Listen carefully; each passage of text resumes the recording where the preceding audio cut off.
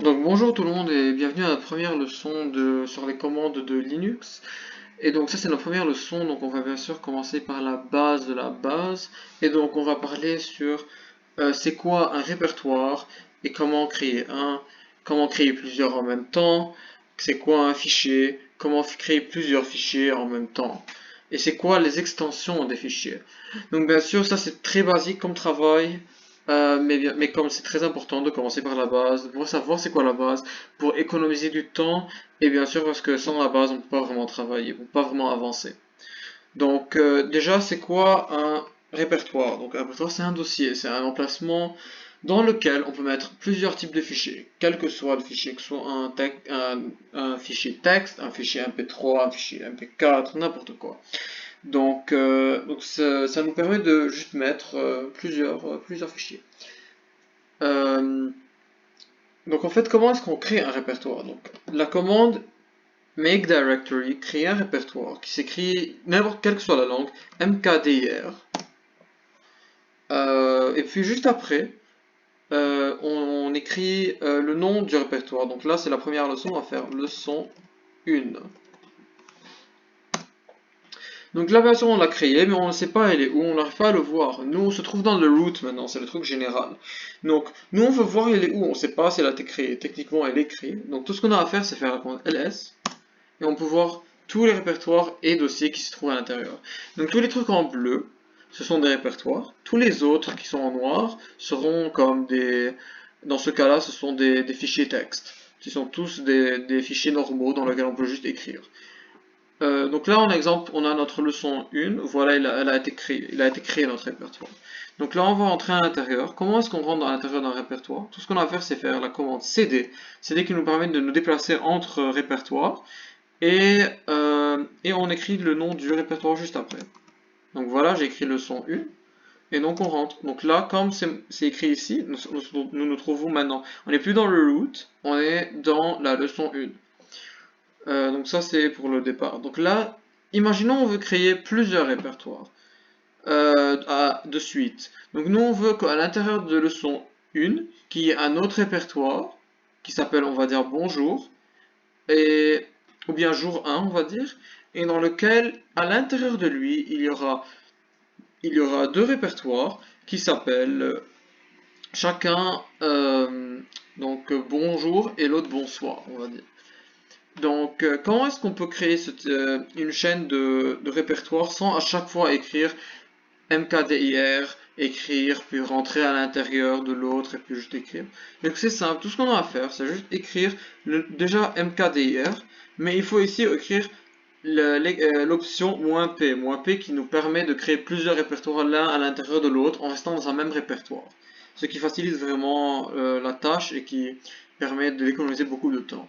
Donc mkdir -p, puis donc nous on va mettre, donc on avait dit le premier s'appelait jour 1, donc jour 1. Et puis pour séparer, pour arriver à un niveau inférieur, c'est-à-dire pour dire oui je veux partir à l'intérieur de jour 1, on met un slash, on ouvre les parenthèses, les accolades, et puis on écrit exemple qu'on avait dit bonjour, bonsoir. Donc entre bonjour et bonsoir, comme ce sont deux répertoires qui se trouvent à l'intérieur de jour 1, et on ne les sépare pas par des slash puisqu'ils se trouvent dans le même répertoire les deux, donc on les sépare par des virgules. Et là on ferme l'accolade et ça devrait être bon. Donc là, bien sûr, on se trouve encore dans leçon 1 et ça nous a pas mis d'erreur. Donc en principe, ça a marché. Mais juste pour être sûr, on va voir. Donc là, on va voir ls. À l'intérieur, on a un jour 1. On rentre dans jour 1, cd, jour 1. On vous met ls. On a vu qu'il y a bonjour et bonsoir. Donc voilà, notre objectif a été atteint, ça a marché. Donc voilà, la commande mkdir-p avec l'option -p, donc nous permet de créer plusieurs répertoires l'un à l'intérieur de l'autre en restant dans le même répertoire, ce qui facilite beaucoup la tâche. Donc après, là, on va travailler sur c'est quoi un fichier. Donc un fichier, c'est juste quelque chose, c'est un document dans lequel on peut écrire On peut écrire beaucoup d'informations, ça peut être juste un texte, ça peut être d'autres types de choses, ça peut être un programme Java peut-être. Mais, mais il va être défini bien sûr par nous-mêmes lorsqu'on écrit à l'intérieur du fichier, et des commandes dans lesquelles on y insère. Mais c'est en fait techniquement c'est juste un document dans lequel on écrit. C'est comme un notepad, si on veut dire. C'est juste ou bien un Word. C'est juste un Microsoft Word. C'est juste vide.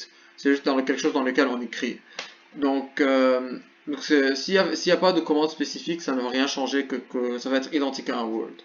Donc, tout ce qu'on a à faire pour créer un, c'est juste faire la commande touch, le toucher, donc touch, T-O-U-C-H, et puis on écrit le nom du fichier. Donc là, exemple, je vais créer un qui s'appelle mon premier travail, on va dire. Et donc là, ça a créé le fichier. Donc là, on peut être sûr. Voilà, mon premier travail se trouve ici. On peut maintenant y accéder. On peut, si vous voulez, on peut y rentrer à l'intérieur. Donc on peut juste, écrire. Donc là, cette commande va être pour une prochaine leçon, mais là, je vais juste l'écrire parce que je vais vous montrer. Donc là, on écrit nano, et puis le nom du fichier, et puis on rentre. Et donc là, on se trouve à l'intérieur du fichier. Bien sûr, il est vide parce qu'on n'a rien écrit à l'intérieur. Donc là, on peut juste écrire ce qu'on veut. Donc, par exemple, je suis très reconnaissant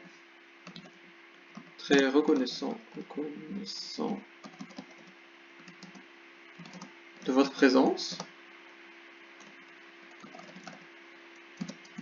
Abonnez-vous à la chaîne. Abonnez-vous à la chaîne. Etc. etc.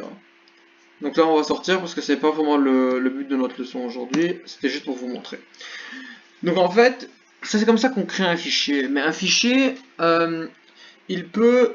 En fait, c'est... Imaginez qu'on a mon premier travail là. Est-ce qu'on peut vraiment savoir la différence de l'extérieur? Si c'est un type de fichier Java ou un type de fichier, un texte normal, je dis bonjour à quelqu'un, ou bien si c'est un, un fichier d'exécution de processus, si c'est un fichier zip, comment est-ce qu'on peut savoir la différence? À vue d'œil comme ça, mon premier travail, n'a aucun type euh, de hint qui nous dirait genre ah oui ça c'est un fichier texte dans lequel on écrit juste des mots ou bien ah oui ça c'est un programme dans lequel il y a beaucoup de commandes qui s'exécutent. Donc qu'est-ce qu'on fait? Donc pour nous faciliter à nous-mêmes, et ça c'est juste une question esthétique parce que ça ne change rien dans le travail du programme. Pour lui, tout ce qui est à l'intérieur, il l'applique et ça ne change rien si on écrit de cette manière. Ça c'est juste pour nous. Mais généralement, quand on écrit un exemple, si on veut écrire quelque chose comme un paragraphe à l'intérieur d'un fichier qui n'est pas vraiment qui n'est pas vraiment important. Peut-être on dit bah, bon anniversaire ou bien joyeux Noël à quelqu'un. Euh, Tout ce qu'on a à faire, c'est juste écrire le même nom. Donc on peut juste écrire, on va dire, je vais écrire un autre, que je vais appeler Joyeux Noël. Donc, Joyeux Noël. Comme c'est juste un texte, on va juste faire .txt. .txt, ça veut juste dire que c'est un texte normal. On peut faire aussi autre chose. On peut faire la même chose pour MP3. Ça peut être un truc qui est comme .mp3 ou bien MP4.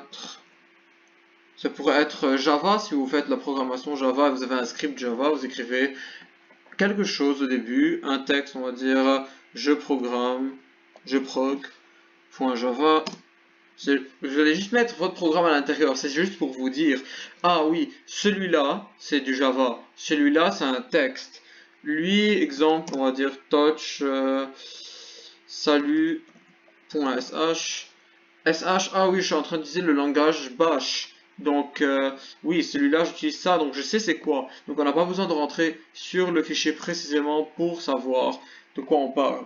Et ça peut être aussi comme .exe, ça c'est un autre type de... C'est un autre type, donc .exe, donc je vais juste rentrer sur quelque chose et vous les inscrire, comme ça vous les aurez devant vous. On va juste faire nano sur salut. Donc, il y a la commande .exe. La commande .exe, ce serait la commande qui permet d'exécuter un fichier. Il y a la commande aussi point, enfin pas la commande, l'extension cmd qui permet, qui permet de mettre des commandes dans un fichier. Puis il y a aussi la commande, l'extension .sh comme je vous le disais. Maintenant, c'est une commande qui vous permet de, c'est une extension qui vous permet de vous dire qu'il y a, un travail de shell à l'intérieur. Ça peut être du bash. Et puis il y a la commande, l'extension .tar qui vous dirait que ça c'est des archives. Il y a l'extension .zip qui archive et qui compresse un fichier. .gzip qui compresse des fichiers. Et bien d'autres commandes sur lesquelles on reviendra par vidéo, qui seront très spécifiques pour une vidéo. Donc voilà, donc ça c'est tous les types d'extensions, enfin tous les types comme exemple, pas tous les types en fait, mais beaucoup d'extensions qu'on pourrait voir. Donc bien sûr ces extensions, elles ne sont pas obligatoires comme je vous l'ai dit, c'est très optionnel, mais c'est très conseillé pour vous de les utiliser parce que vraiment ça vous aide à organiser votre travail, comme ça vous perdez pas votre temps à chercher un fichier précis. Vous êtes peut-être plus sûr de comment ça fonctionne, c'est quoi ça, et qu'est-ce que je devrais écrire pour que je puisse le faire fonctionner. Donc voilà, voilà tout pour moi pour cette vidéo. Donc j'espère que vous avez apprécié. Donc donnez-moi un like et subscribe à la chaîne s'il vous plaît, comme ça vous pouvez avoir plus de contenu, plus d'informations en programmation sur Linux. Et bien sûr, ça m'aiderait beaucoup à moi aussi. Donc, merci et à la prochaine.